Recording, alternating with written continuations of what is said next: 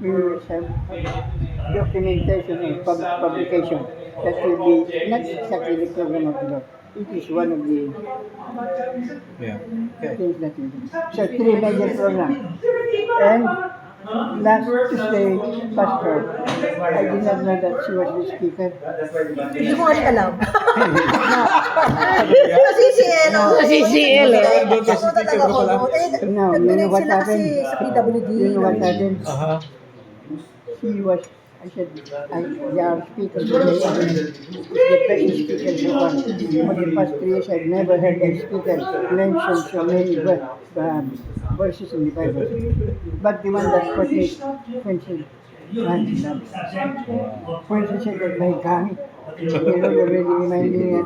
Then Agnes said, Chairman, sinabi ko, Chairman. But sabi niya, I am selected now President of the Inventor. Then you be the chairman mo na big-ID mo yun. But after 1 year, I can come in. Okay, so that's it. President, chairman, administration, no.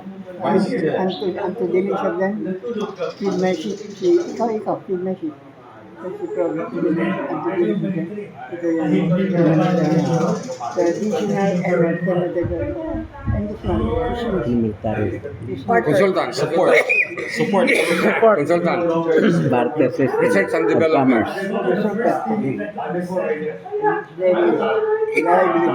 Doon na papasok yung IS. Yes. Doon yung FIS tayo. Pastor, if you have a project, in 1 week, you can produce income for the couple. And I will also introduce to you a special gift offering. I have discussed this with the pastor. The name of the offering is OPAD. 1 peso a day giving. OPAD. OPAD, 1 peso a day. So, we will start giving the 300 more. It is a special offering in memory of the loved one. So that is a special offering in memory of the loved one for the program of God. That's the idea. 1 peso a day giving OPAD. Now, we're not going to say that she should share and she will. This is an independent group. Nationwide group nationwide. Ngayon, we have a, pwede ka tayo mag-sample ka agad. Kasi ganito, I'll just lay down yung sa Quezon. Sa Quezon kasi, I have identified 7 municipalities.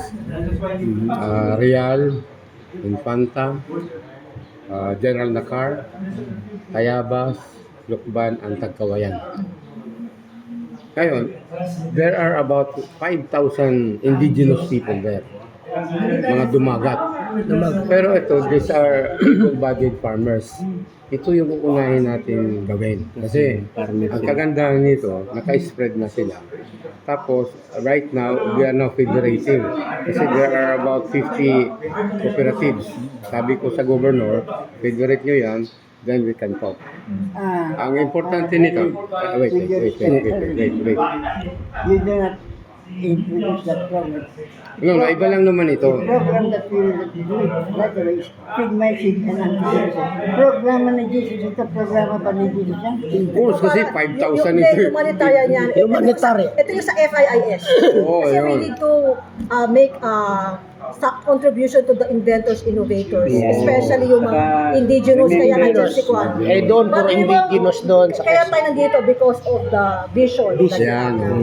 So at least we have now the president, take care of feed of the sheep. I'm always taking that with him. Kasi nga, ang problema, paano pang uniform ka na? Diba? Pero ito, this is separate from the church kasi you will always be the president, diba? Wherever you go. Pero may kasama itong ano, pero may kasama itong church planting. Of course, syempre. Doon sa area na yon. Kasi marami doon indigenous. They are not Christian. Kailangan Ay, of course, kasama yun. Kasi indigenous is part also of our Kasi city. the one that will get the attention of yung mga hindi pa natin kasama sa church is, diba? Feed by sheep ka, diba? Una muna, binibigyan mo muna sila ng Another one. Para makumpleto lang. Sa Occidental Mindoro, may 100,000 mangyan tayo. Okay. Yun, isama rin natin. Alright. Indigenous din. Okay. Ganun kadami yun. Alam mo, sasabihin kayo, maganda yung idea mo na under humanitarian consensus. So, these are two are supposed to The least yan mga marginalized. Marginalized sector. Committee mo in Fitness if we can have program called to the stewards of God's creation. Because, kaya nga sabi nga ng dad ko before he passed away, dad kasi anthropologist, you look to the indigenous people. They have survived for several centuries. They have managed the resources. And look, ito, nag-industrialize ka lang, in a few years, mawawala na. Mawawalan. At saka We're maganda not nito, good stewards. maganda nito, attorney, this will resolve the insurgency problem in Quezon. Right. Yan. Even in Occidental Mindoro, Alam mo, At also kasi helping sa Amnesty Commission. ayun. Kasi So, kailan pasukin later natin on, ito. parang Sige. yung pera ng NTFL ka. Yes. Ayun. Pasok natin doon. May pera yun eh. that is the one plan. Yung CIP. Pati. That is the one plan. Sige po. The fact that you are here, the Lord said, Go na. you include this man.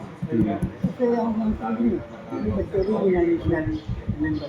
But he has concern Good. for the humanitarian. Kaya kasama mo yan. Sige po. Attorney. Attorney, oo. Set the next meeting para ma-lay down nato ano yung next steps natin. I will depend on you to call for that meeting as the Ito na chair. yung first meeting, election na to ah. Ito na yung election ng officer. So, hindi I get started. Sige. I have to excuse myself muna. Opo. It's not only formal meeting, we will prepare the officers. Sige po. Pastor, Just let us know. one last word before you leave. Attend din naman kami sa mission. Alright. I have to pay. If you feed my gift, God loves you. Kasi sabi nga ng Panginoon, pag nagpakain ka, be sure, ipapasok mo si Kristo sa bawat puso ng mga. Kaya itong project natin, papasok mo ganyan ng tao, tapos bobombahin natin na. Bumain talaga. Hindi mo ba alam, kahit mamatay kami, ha? Mahal ka niya, we! Sige po. Okay. Before you go, please continue the prayer. Sige po. Let us close with a prayer. Precious are your children, O Lord, who come to you in prayer and with the desire to help your people, especially moments when people need you in their lives. We therefore praise you for this wonderful opportunity for us to serve you in this organization that we have built. Grant, O Lord, your blessings to be upon us so that we can share these blessings with those whom you have entrusted us with. This is our prayer, dear God, thanking you for the presence as well of each one here representing our own families and our desire to help you. For this we pray in Christ's name. Amen. Amen. Thank you.